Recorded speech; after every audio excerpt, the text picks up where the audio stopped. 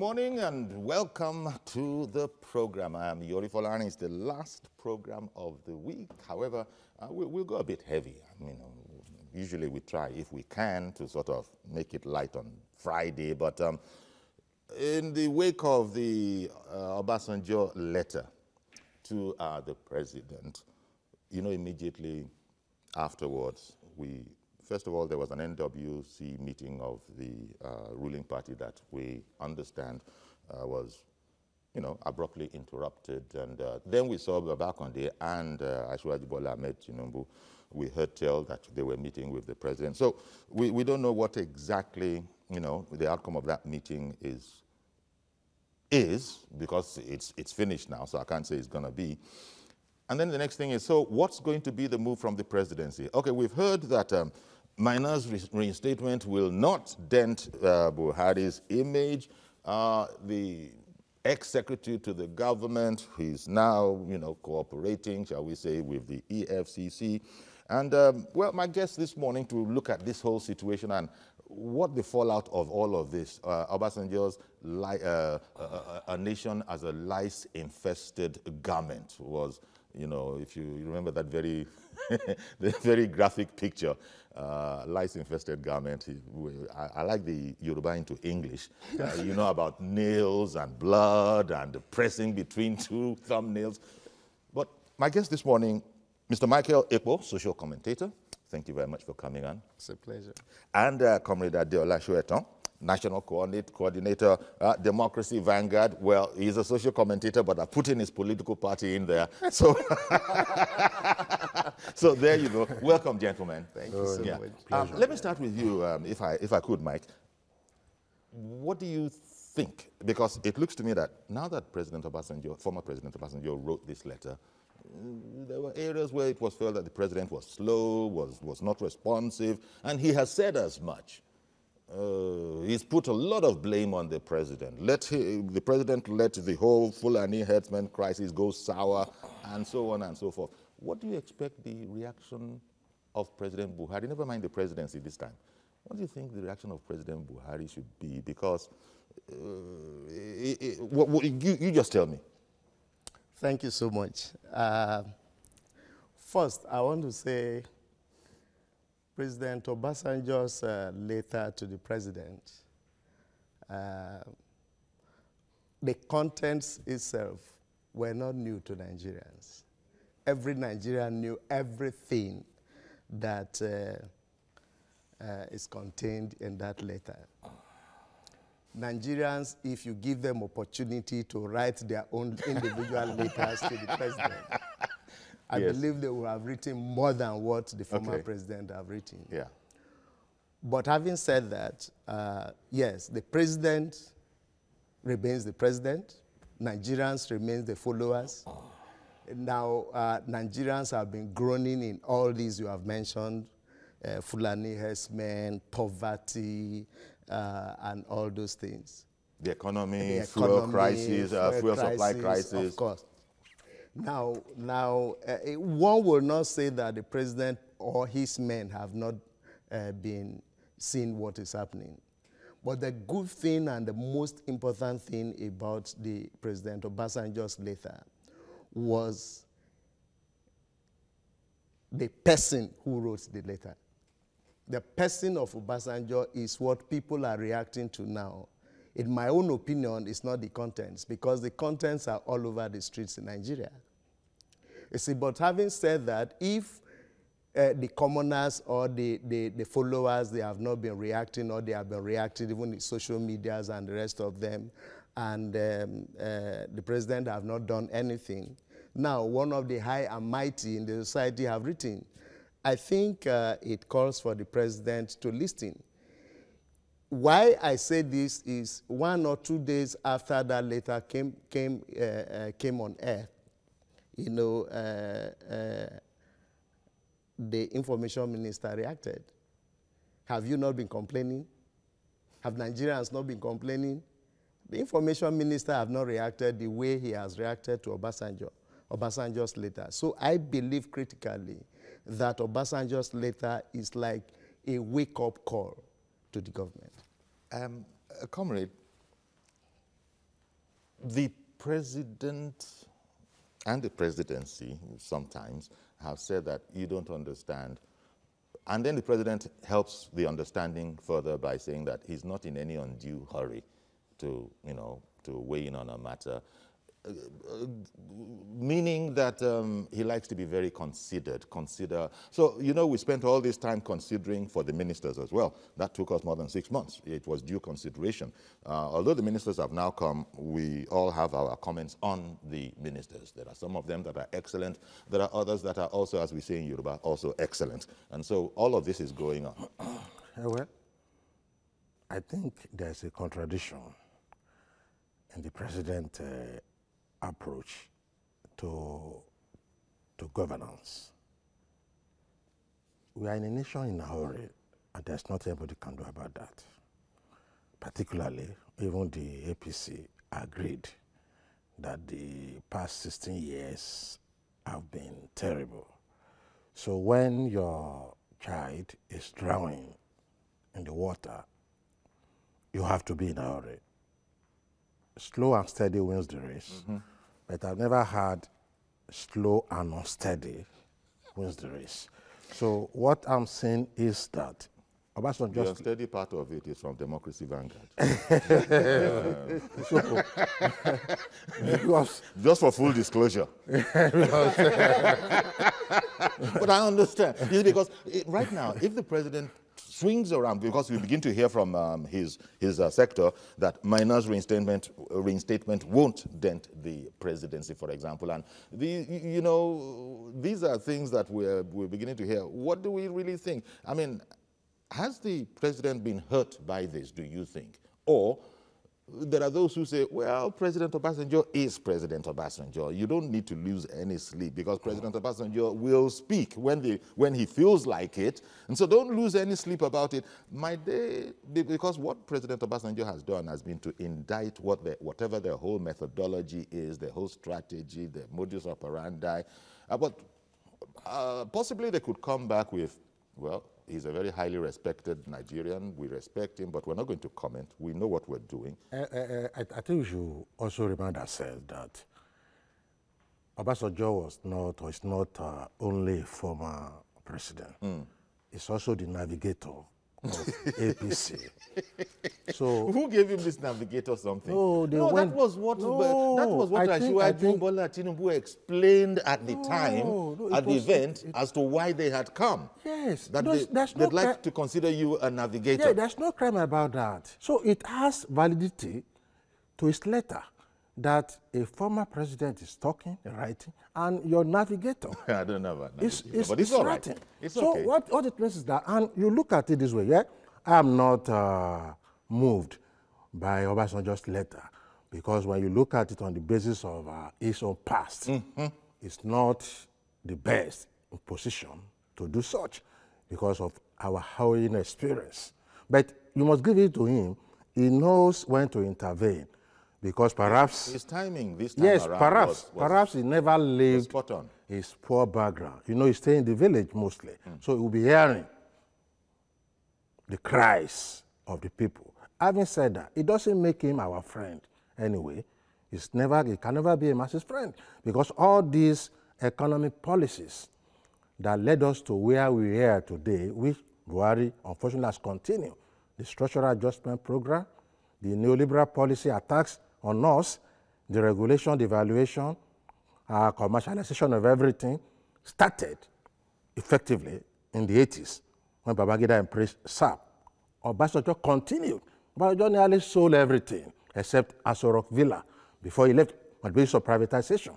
And this government has also continued. So if he's saying that, perhaps there's a conscience worry somewhere.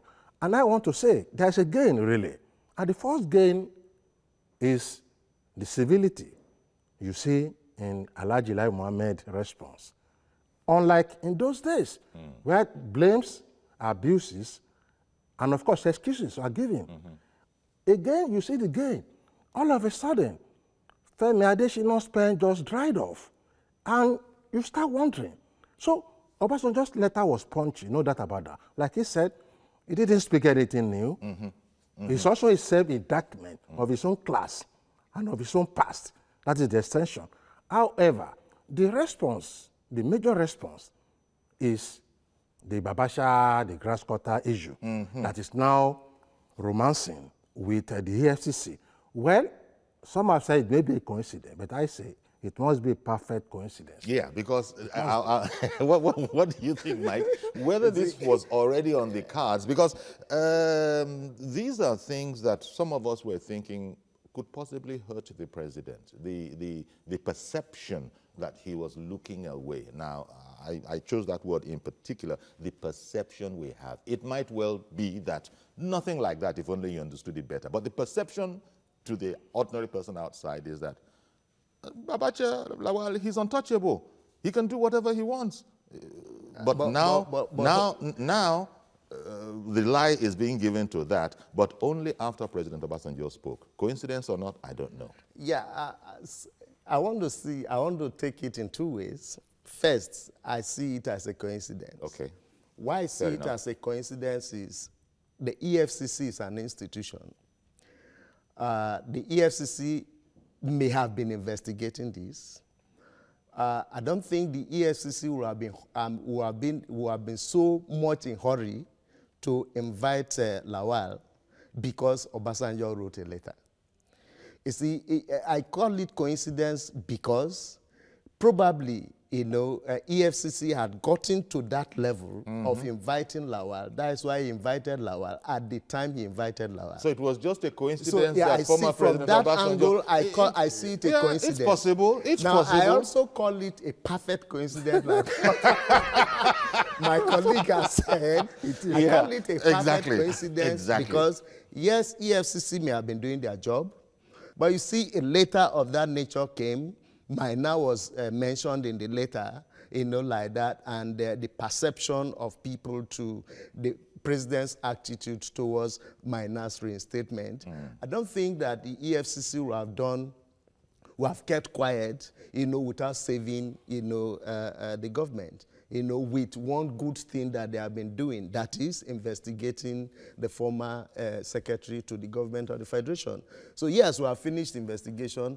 Let us use this point to see how we continue. So you see, on that ground, I say it's a perfect coincidence, but take it from me that it was not necessarily President Obasanjo's letter that called for the invitation of Lawal.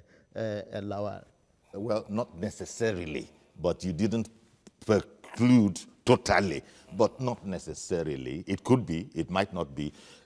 How much do you think President Obasanjo's letter became something of a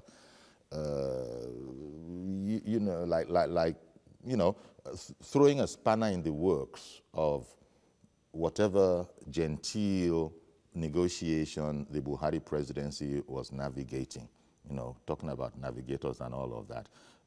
Now that President Obasanjo has written, everybody is grabbing hold of that, as you said, because, that's exactly what I feel, but nobody was going to listen to me, but the whole world has now listened to Obasanjo, and I'm just keying on to that. Yep. So much so that you even hear people saying that I'm loyal, I believe in this president, but, I wish he wouldn't represent himself for election. So these are kind of things that are coming out. And we haven't even come to the end of his term. Yeah, we've just come past half term. Yes. So how much of a headache? Because everything can be righted.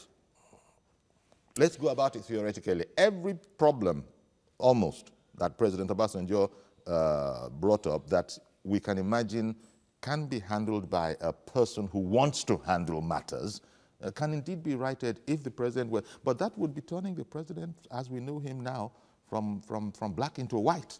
And I don't know that very much of that is going to happen. Let me take Comrie first, and then I'll come to you. Well, you also need to appreciate one point Obasanjo raised, and that is corruption, the selective approach to corruption. But where he got it wrong is thinking, Obasanjo, and even Buhari himself, where they got it wrong is to think that under this neoliberal system and commercialized process of power acquisition that corruption can be fought. Corruption is a philosophy of such a system. Corruption is big business in politics. And that is why, as we are moving in now to the election period, you know, during the election period, corruption money doesn't smell. It's all money accepted. So when you have huge money going to political process of acquiring power, you can never fight corruption. Yeah. The only thing you can do is just to make some cosmetic and some drama here and there. Because for an average person to become a governor in Nigeria, spending about 5 to 7 billion naira, not to call presidency, you ask yourself, up to now. Even though there are there are regulations as to how much can be spent, No, I'm saying up to now. but none of that is enforced. They have not even come out with publicly, particularly on the presidential election fund, which itself is an indictment of Buhari regime and of course the past regime. Because if you are fighting corruption, you don't fight it on the, it's a revolution. If you want to fight corruption under a bourgeois system, you have to do revolution. That is, the system will change. You can't fight a corruption when you have oil blocks in everybody's, people's hand. Yeah. You can't fight corruption when I have to acquire 7 billion before I become governor. You can't fight corruption when the whole order is still on. How many of governors, presidents, senators, except one, have declared their asset publicly? If you are saying that declare and put it in a cupboard, that is funny. Because if you cannot declare your asset publicly, you have no business in public office. Yeah, but that's you not... have no business. Yeah, well, whereas so why you fight? a lot of people relate to what you are saying, but to arrive at what you want, what the implication of your statement, that's not going to happen anytime soon in Nigeria. In other words, we shall just go by what the law prescribes, prescribes. You know, even though we were promised that it's not going to be business as usual, that what we require is some sort of a revolution. However, when they got into office and when the whole team was there, quite frankly, the president's team on more than one occasion has embarrassed the president in terms of what we know the president to be, and what is actually happening out there and the kind of allegations that are made against some of the president's men. Now, you would have thought that a Buhari regime would be devoid of all of that. Nobody is saying it's an angelic regime or anything, but when you look at their own statements on the way to office, which, providentially happened, well, the doing is different. The actual execution is different. So things like nepotism, they were initially explained away, but now President Obasanjo brings it back up. The president is struggling, I imagine, to explain that it's not so. He's explaining how he has so many ministers from a certain area, but he got only so few votes. How can you label me anything of an ethnicist? So how hard do you think, first of all, is there anything like the need for a comeback for President Buhari? And if so, how hard a journey do you think it is? See, let me say this. First, I make some little comments, a few comments about corruption that you mentioned. Sure. For me, corruption in Nigeria could be traced back to when the statements of government does not have business in government. You see, when you have so much money and you don't have anything to do with the money, where does the money go to? You understand? Yeah, but when you we don't have that situation of not having anything to do with money. You see, we don't have that situation. The issue, we have plenty that we can do with money judiciously spent. Yes, but when you don't have business in doing business, what happens to the money? That's privatization. You see, let me tell you something. When you have so much money and you have so much projects and you commit funds judiciously to those projects, you execute them, you see results, the citizenry sees results, you understand, there will be little that goes to corruption. But you see, if you go to government establishment and institutions today, as we are speaking in the studio, just go to anywhere, you will see people just, roaming about. They have nothing to do. Because the actual projects that are coming, they are being handled by the private sector. Monies are being budgeted, voted, and committed to those institutions and ministries. We have qualified engineers and all sorts of people who are well read in society today, who are employed in those institutions. But they cannot translate their academic assets or knowledge or wisdom to transforming this country. Because how can you say this? A surveyor, for example, the state has maybe a road to construct. We have surveyors probably employed in the ministry. Are they the ones that do the A to Z survey and roll out reports and monitor and supervise those projects? The answer is no. You can also go to some other sectors. So are you saying that actually you don't entirely agree with the statement that government has no business in business? Government has business with government.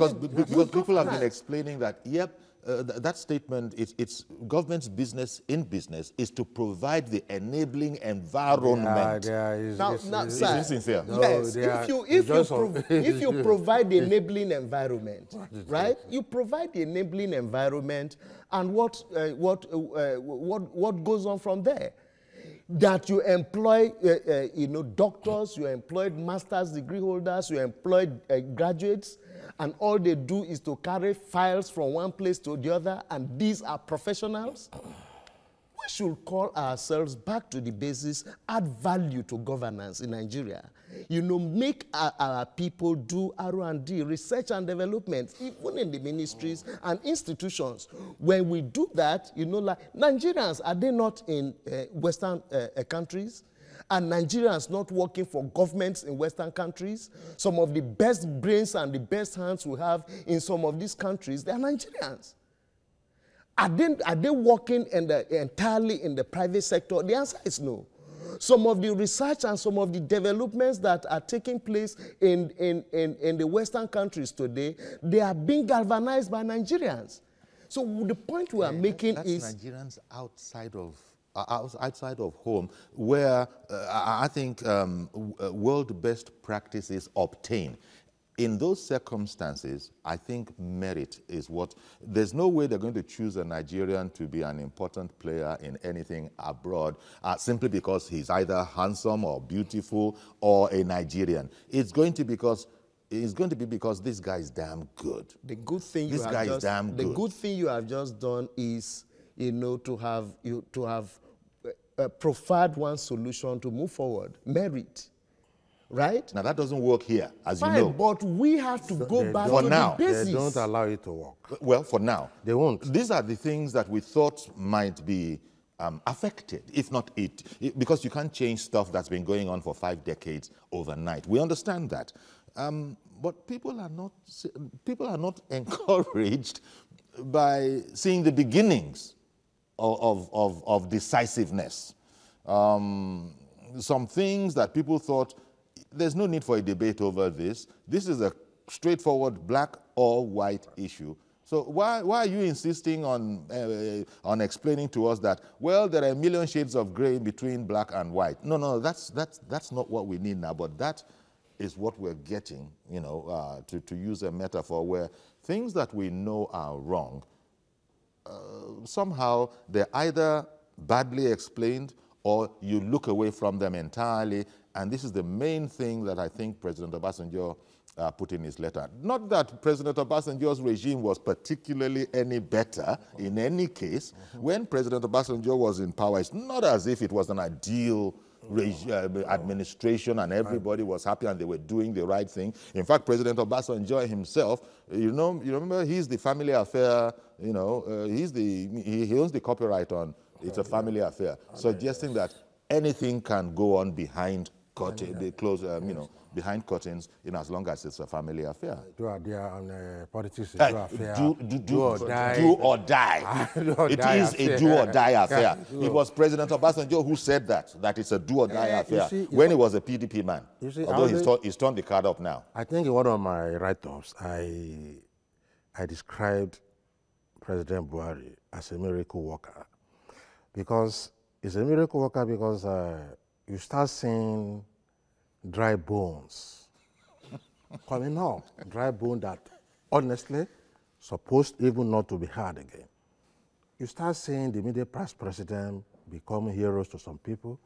You start seeing Obasanjo now having confidence to pick his pen. And what that means, I hope the country is not jinxed, because what's going to happen is after Buhari's tenure, you may have him again attacking S-men, attacking the problem and saying something else. So there's a problem of leadership, and that brings back to the system. Today, if Obasanjo himself come back this morning, it's going to be worse, and I'll tell you why. It's the system we are operating. If you don't get that fact, you are joking. Buhari, personally, I like this person as a Spartan person and who has discipline. But it goes beyond that. What we have seen, the best of them also to say, performing this abysmally low, what it shows is that it goes beyond one Messiah. No, I don't know about abysmally low. That is my perception. Say so. Just say IMO, in my opinion. You know, letters have been flowing, and that letter is not a letter of commendation. Okay. It's not a letter of commendation. Okay. So invariably, because that which you are calling abysmally low, don't be surprised if the president calls it very strategic that you people haven't fully understood yet. but we have the most experience of us now writing letter, and it didn't. I mean, it's not a letter of commendation. It's not a love letter. You know, so, and Baba, you know Baba, he knows, because Baba himself embodies what I call corporate failure in governance. So he knows when people are failing. I mean, if, no, I'm sorry, if a dull student doesn't know a brilliant student, he will know a dull student like him, because he will know, because he will see the red ink in his colleagues. You know this, my colleagues. Yes. And so invariably, the system props up, you know, individuals that must behave within that system. Now I ask you, they've sold NEPA. Do you know that is service corruption? We are still pumping money into a private establishments, and you tell me that is not corruption, or government have to do business? All things they have done, sold, and do you know what they will do? Because they appoint, don't forget, NNPC, president is the minister, and of course, his chief of staff is the board. So what they do, they don't democratize the board. They send vipers to those boards. They cannibalize. When they cannibalize, they now put it out for sale, and they buy it at funny price. Okay. So government works. Look at Awolowo's tenure. Look at Tafa Babin, Ahmadu Bello, Zik. In those regions, even with their limitations, they were pumping money to public sector. People are working. If today the idea change into public ownership, all those blocks are withdrawn, then we have people working. A lot of people, we have populations at advantage. Yeah. Okay, I'll tell you what, we got to take a break. Don't go anywhere, please. When we come back, we'll open up the phone line so the other half of our panel, which is you at home, will contribute. Stay with us, please.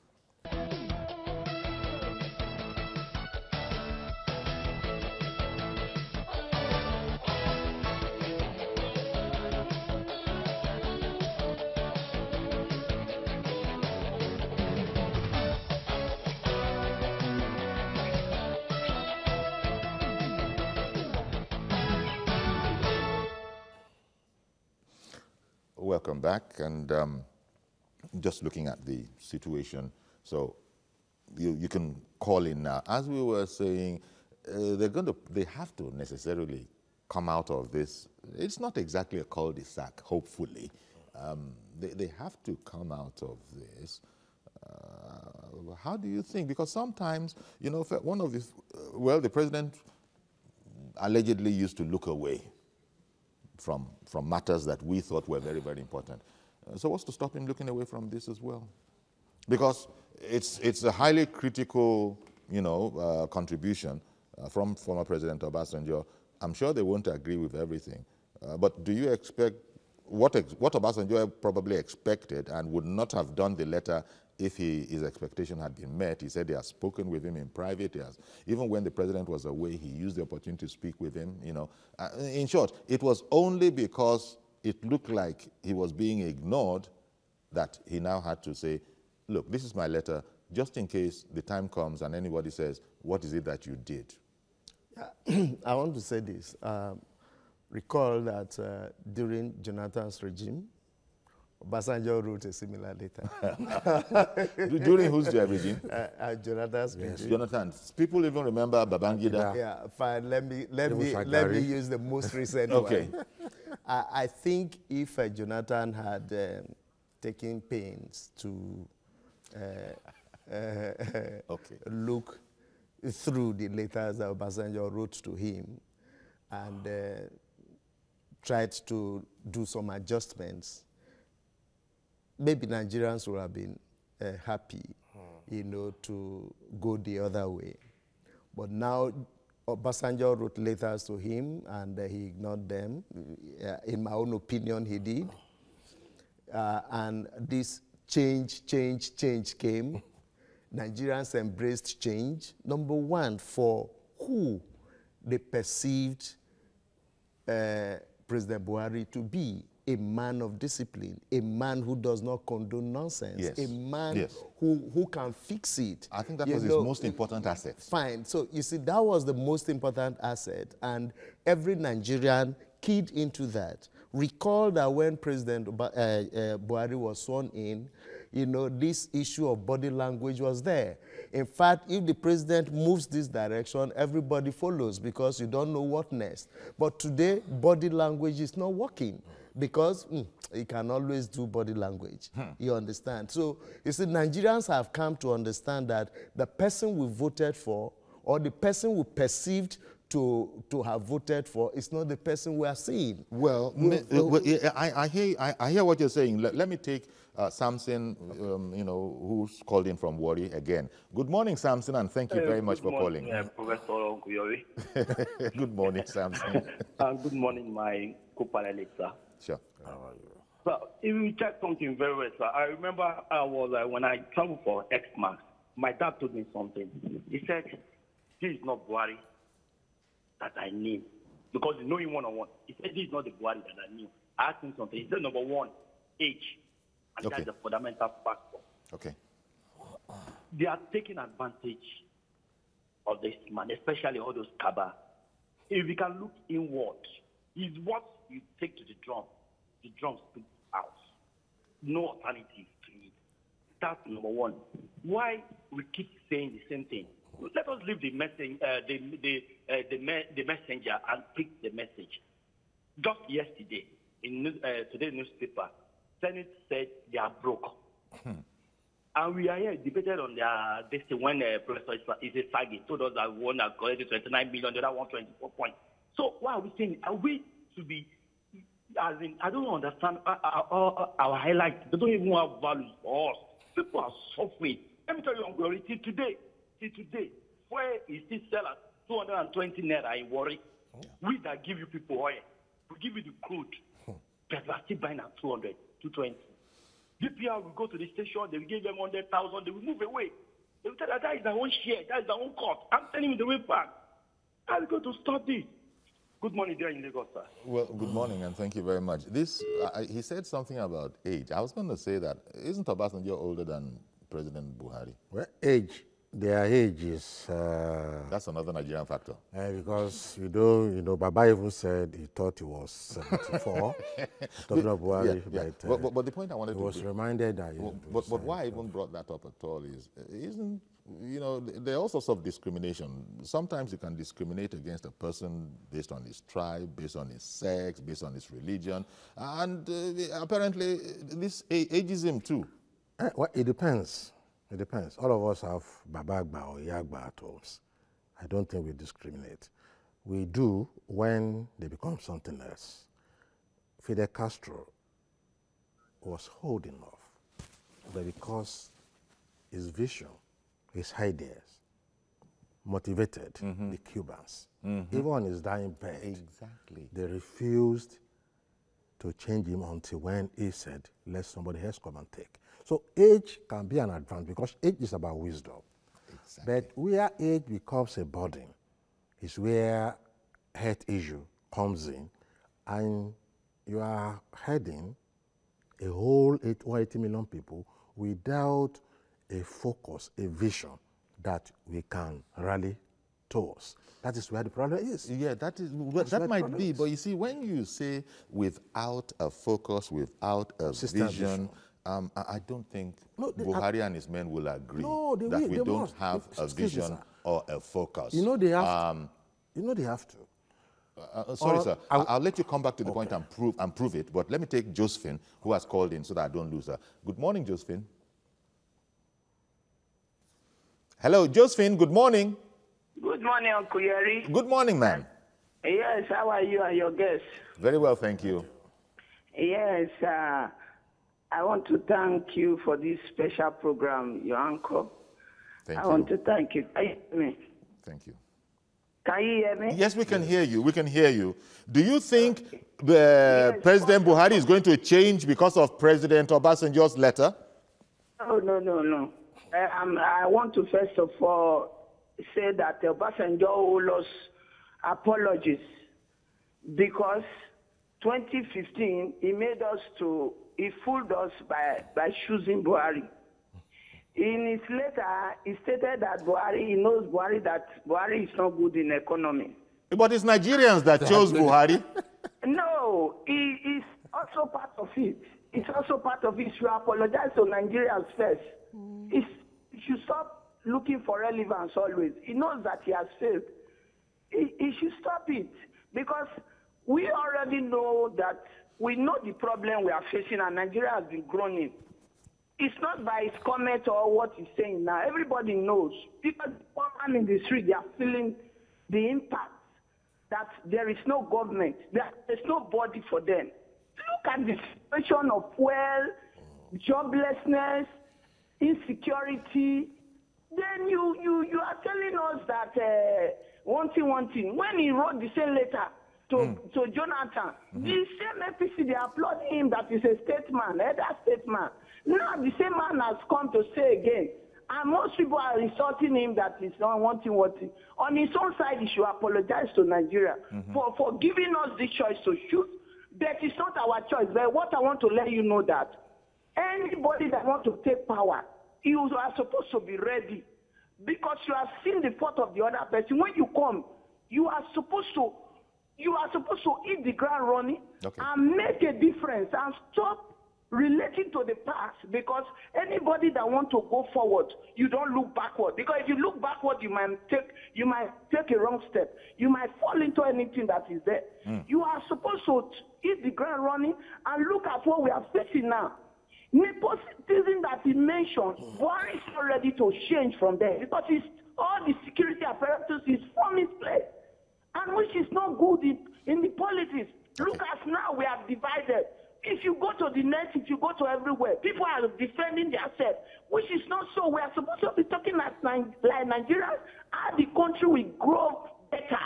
We are supposed to look at good leaders. We are still ruled by the military. They will come and change their uniform. We are still being ruled by the military. Please, we want a Democrat. Somebody that has the pains of the poor masses. We don't want them to be carrying power to others. I bet you, we will not take anybody that Obasanjo is suggesting again. Okay, Madam Josephine, thank you very much. Now let me come back to your comrade. You spoke about vision and focus and thinking that this administration lacks both. Exactly. Now, on that particular point, well, it's oftentimes difficult to understand what particularly President Buhari means or what his view is on a subject. There are times when I wish let him not be as bad as President Trump or as good as President Trump in terms of directly communicating with us, with his citizens on Twitter. Good. That is giving all his policy people nightmares. He doesn't allow for much spin. He just tells you this is exactly the way I'm thinking and that kind of a thing. So it's just like what I'm trying to say. You see, even if you are not communicating directly, your vision does. On basic things, forget that he has not written books, not everybody will write books, but on basic things, you cannot pin down Mr. President. And that's on federalism, you cannot. On education, on health, on state policies, on local government autonomy. These are things that... But on corruption, yes. Even on corruption, on corruption, it's just military style. On corruption, it's also... You cannot, on the basis of ideology. I'll tell you, Awolowo in the Western region there, you may disagree, but you can pin him down on almost all issues of governance. Exactly. That is where vision comes in. Okay, Jide in Ikorodu, good morning, and thank you for holding on. Yeah, good morning. Good morning. Please go ahead now. Good morning. Uncle Yori, good morning.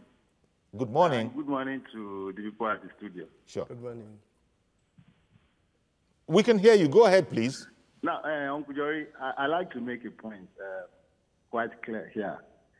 See, there's a lot of apathy, let me put it that word, or a lot of noise in the society now. And the noise is very simple. There's no money. If you talk to this, there's no money. There's no money. That's why people are angry now. Then the question we need to ask is this. Why is there no money? See, I'm in the private sector. I've always believed the private sector is vibrant, buoyant. Okay. But when this administration came into office, I'm beginning to see that the private sector, in fact, there's nothing like the private sector. Can't stand. It can't. What we have been seeing in the private sector had always been funds stolen from the government. Exactly. Now the government is locking up. The TSAs has been implemented. Leakages have been blocked. Funds are not coming to the private sector anymore. The private sector is collapsing. People will lose jobs. People are losing jobs. But you need to ask a question. We talk about diversification. We are diversifying the economy. The government is spending in agriculture now. People are making money in agriculture. See, when the government is diversifying and some people want to stick to their businesses, they're going to have problems. You cannot be importing rice now and expecting that it's going to boom for you. It's a disaster. You've got to start thinking in the line in which the government is thinking now. If you don't go, you've got to start shifting your businesses. People will lose jobs. Okay. The government is tightening up. They don't lose money anymore. Even in the states now, some states are beginning to even implement TSAs. They are blocking off leakages. So, wait a minute, Jide, so that I can understand perfectly, this is a good thing, right? Yes, of course it is a good thing. It's the best thing. This is the first time I'm seeing a government. Okay, well, thank you very much. Very interesting, very interesting. I think, Comrade, because you brought that matter up, you brought something concerning this up. Please react, if you will. Unless there's no need to react, I just cover what you said 100%. A lot to react. You see, what he has just said, there is no money in the economy. Is it true? The answer is there's money in the economy. The only thing he has said that I agree with is the fact that the way the money has been distributed in the past is not the way it is now. So people find it difficult. But I tell you, when some ways closes in the economy, you understand, others open. Today, people who are crying that there's no money, you understand, they are in the opposite of those who are playing it big. And are getting free money. And are getting free money. Without any merit. You understand? Just it's a matter of man no man. Let's go back to let's go back to the manifesto of APC.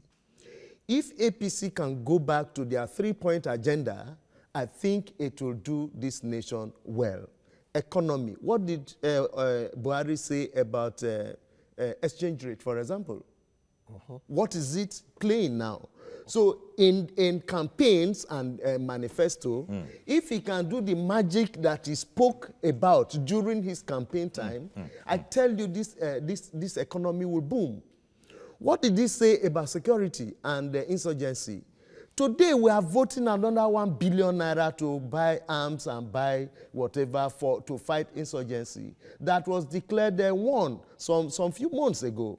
You understand? So what are we talking about? What are we saying about what is this, the third point? Corruption. Corruption today, you will be surprised when this government leaves power and another new government comes to power. You will come to understand that the ones they are digging from Jonathan's regime will even be smaller compared to probably what they will dig out. Okay, one moment, please. I've got to bring in Yakub. Thank you for holding on. Good morning. Thank you once again, Shejari. Good morning. Good morning. And then good morning to your guys in the studio. Thank you. Good morning. I quite agree with the last caller, and then I disagree with the one that called before this one, who says that we don't need any government that should look back before it kick the ground running. There is a proverb in Yoruba says that... No. What Josephine said was that she was expecting a president that would be able to hit the ground running based on the fact that he tried 3 other times before. Was that too much to expect? Let me tell you, Shifyori, she also made mention a station whereby she don't want a president that will be talking about the past. I think I had it clear that you should kick the ground running immediately it comes to the power. But it cannot possible. You know why? Before you can kick the ground running, you should be able to know what makes us falling down. If you not be able to ascertain what makes the past government falling down, number one of the things makes the past government falling down is the core of corruption. That is number one. Number two is the security. Are you getting it, sir? Now, let me tell you the security. Yes, apart from the age of President Muhammadu Buhari, as we are talking now, apart from the age, it is also good. He's a good candidate. But the age asking to do some certain things. In fact, I said it last year, I think this is maybe 3 days ago, that I would prefer Muhammadu Buhari to be able to anoint someone that is believes in your ideology. If the person is a very young person and vibrant, we are good to go. Then, if the APC as a party can be able to look into that letter that former president writes and do some certain things there, I can tell you Nigerian citizens will be following them again because they should deal with the message, not the messenger. Okay. If you take a look at that message, it's a true copy of what Nigerians think. But what APC needs to do now is to sit down and look at message from a past president line by line, and then those, I can tell you Nigeria would believe them again. All right, then. Thank you very much. A very interesting scenario here. Well, yeah, I suppose there's no way President Buhari can throw everything in that letter out. He has to agree. I don't know what the percentage is. He has to agree with 70% of it, at least. I just guessed about that number. That's the overwhelming opinion of Nigerians. Yes, exactly. I don't think it's strange for to Mr. President. He knows. Don't forget, he's also close to the Talakawas. Yes. And no Talakawa will tell me now that he's better off. So basically, Obasanjo just wrote what people are saying. And you know the funnest his timing. Obasanjo would like to write, but he doesn't like to read other people's letter. Yes. You know how Dogbe wrote Obasanjo when he was chairman of PDP? Yes. And that was the end of how Dogbe. Well, apart from that pounded yam meal. The only person that writes that Obasanjo reads is Wole Soyinka. And I hope he will soon write to tell us that the man should not grandstand while agreeing with all the factors he raised there. Yes. Because if he had built a nation beyond how he left it, perhaps Buhari may be having... Yes, the grandstanding part of it, that's President Obasanjo for you. He would judge everybody. He knew that Obasanjo, he knew that Buhari was weak on the economy, he knew some other weakness of Jonathan. I mean, he knows Babangida's. So Babadosi knows his own weakness. Nobody talks about that. Paul, good morning, Paul. I think I lost Paul, but I don't think it was my fault. But nevertheless, I'm sorry that I lost Paul. See if you can get in again. Yes, please. Well, the corruption issue, honestly, from my own research over the years, the average lifespan of any government at corruption fight is 2 years. Because by the time the election is coming now, they have to chill a bit. Thieves and thief catchers will have to come together to fight for victory. Yeah, but the question is, should Nigeria continue this way? Let's not finish this discussion came to change. Yeah, without discussing,